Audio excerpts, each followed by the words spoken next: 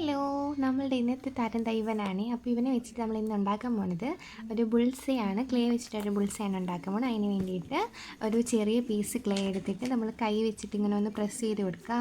ആ വൈറ്റ് ഷെല്ലിൽ ഒരു മുട്ടയുടെ മറ്റേ വൈറ്റ് കളറിലല്ലേ, അതേപോലെ അതിൻ്റെ ഒരു ഷേപ്പിനായിട്ടൊന്ന് ആക്കി കൊടുക്കുക. ഫുള്ളായിട്ട് ഇങ്ങനെ സൈഡായിട്ട് പരത്തി കൊടുത്താൽ അത് ആയിക്കോളും.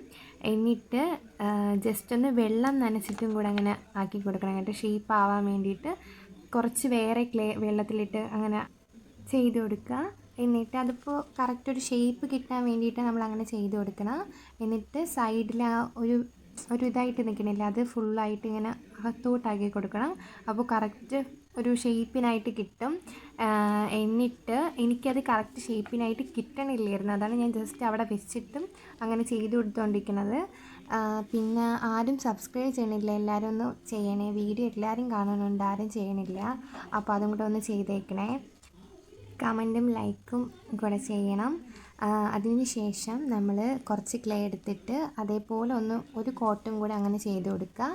പിന്നെ അടുത്ത് നമ്മളുടെ ഇതില്ലേ മഞ്ഞക്കുരുവിന് വേണ്ടിയിട്ട് ചെറിയൊരു ക്ലേ എടുത്തിട്ട് അങ്ങനെ പരത്തി ഞാൻ കയ്യിൽ വെച്ചിട്ട് ജസ്റ്റ് ഒന്ന് റൗണ്ടാക്കി കൊടുക്കുന്നുണ്ട്. അതേപോലെ റൗണ്ടാക്കി കൊടുത്തിട്ട് ജസ്റ്റ് ഒന്ന് അങ്ങനെ പ്രസ് ചെയ്താൽ മതി. അപ്പോൾ ആ ഒരു മഞ്ഞക്കുരുവിൻ്റെ ഷേപ്പിൽ കിട്ടും.